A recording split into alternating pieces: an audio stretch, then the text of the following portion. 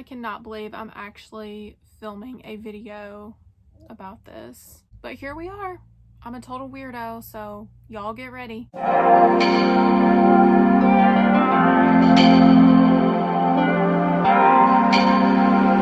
Hey guys, what's up? It is Mac and Jack. Welcome back to our channel. Today's video is so weird, you guys, and if you are new here, welcome. My name is Mac and I'm a total weirdo and I'm proud of it. If you want to be a part of all of this weirdness, hit that subscribe button. For all of my returning subscribers, thanks for watching. I know it is so crazy and, you know, like, who does things like this? Anyways, this video is a Thanksgiving felt food tutorial. I wanted to make an outfit for Thanksgiving. I already have one dress that I made and it has like a really ugly Thanksgiving print on it, but this one, I don't know like how I came up with the idea, but I just wanted to make my favorite vegetarian Thanksgiving dinner on my shirt. I just wanted to do something different and something that people wouldn't expect. I had a lot of fun doing it, except for the fabric glue not working. If you guys didn't know, maybe you guys know and I'm the only one that doesn't know, fabric glue does not work on felt apparently, because I went to go pick it up and like all the food fell off. So I did have to hand sew, or not hand sew, but I did do this on my machine, but it was very tedious because I had to do like each individual piece of food. Jack is in the way right now, but I'm gonna show you guys this shirt here in a second. Jack, can you get up for 1 second or sit right here beside Mom? Here's the top, and there's a bunch of Jack hair on it right now, so I apologize. These are some of the foods I like to eat. I like to eat green peas, or I guess anything green, but green peas are my favorite. And then I have a piece of bread over here, and then macaroni and mashed potatoes. And I chose this color for the top because it's, you know, Thanksgiving looking. It looks like cranberry sauce or something. If you guys want to make your own felt Thanksgiving dinner plate, please let me see it. I hope you guys enjoy this video. So let's get right into the video. I already have my top made, and it is a fleece material with carrots and peas on these straps.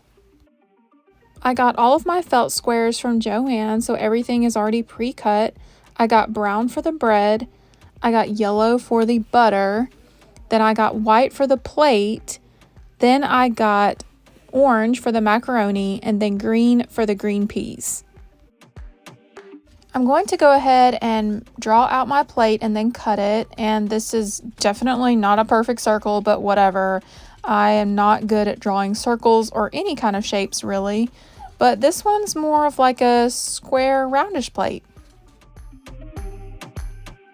I think I'm going to start with the easiest one, which is the bread, and I tried to make it look sort of like a muffin, like a roll type piece of bread, but it just did not turn out that way. So we're just going to make a roundish looking piece for the bread.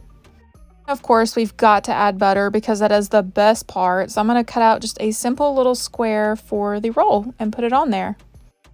Now I am drawing little circles for my green peas, and I'm going to cut them out. And this part was not easy at all because I cannot draw shapes, and I definitely cannot draw little circles.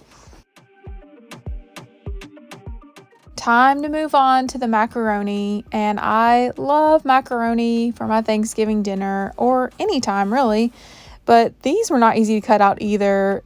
And I guess it doesn't have to be perfect because food doesn't look perfect, but I did my best.